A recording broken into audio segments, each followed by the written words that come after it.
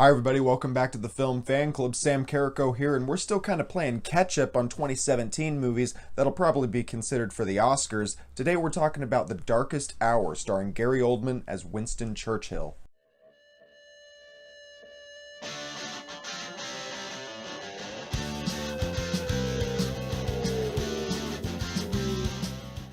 The Darkest Hour is directed by Joe Wright, and aside from Gary Oldman playing Churchill, this film also has an ensemble all-star cast.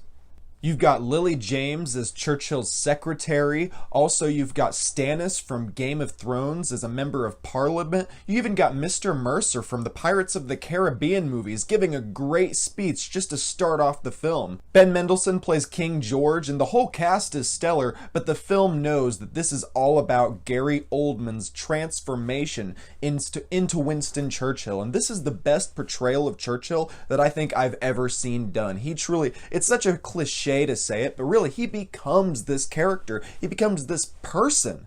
The film takes place over the course of Churchill's first month in office, whenever the United Kingdom was in its darkest hour in World War II. In Nazi Germany, it seemed like they would even maybe have to capitulate to Hitler's commands at some point, and it really shows just how much shit that Churchill had to go through, from people within his own party to the king to everything, just to get what needed to be done to get the Britain back on the winning side of World War II.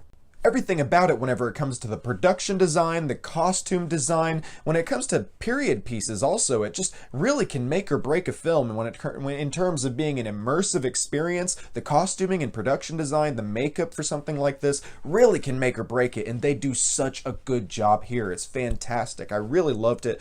Lily James, like I said, her performance is really fun. I think 2017 was the year of Lily James. From Baby Driver to roles like this, she just really proved that she's a phenomenal actress who can do everything. I can't wait to see her in Mamma Mia. Other characters, like the one that Stannis from Game of Thrones plays, that seems like the film doesn't really know what to do exactly. They're trying to portray them in a villainous light, but because they're kind of locked into 1 month in a true story, that they can't really kind of do much with that particular character other than just kind of make him grunt and look mean and everything. I mean, there's not a lot for that actor to do, and the same thing can be said for Ben Mendelsohn.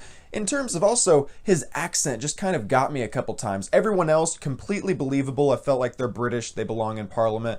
Ben Mendelsohn is an Australian actor. I looked it up, and there's just something about his British accent. It almost felt like he was an American person trying to do a British accent. It just didn't come across as fluent as someone like Gary Oldman's or somebody else. You know, he didn't seem to have as much of a grasp on the character as somebody who maybe like Jared Harris in The Crown. Also, the film, though, goes into a lot of comedy that sometimes really works, and it's really funny at times.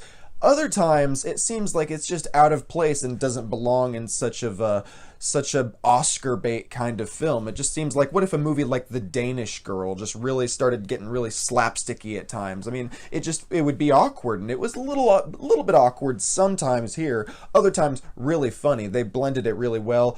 They just kind of went a little bit too far, and maybe that could have stayed on the cutting room floor. Still, though, most of this film really relies on Gary Oldman's portrayal of Winston Churchill, and he is just so up to the task. And this film really succeeds because he is just so good. It knows how to hold on to his shot. It knows how to let him chew up a scene. It knows how to let him. Sometimes with makeup, it's really hard to act through all that makeup, and you can just really feel his emotions and the way he's able to infuse emotion into an existing person who is really.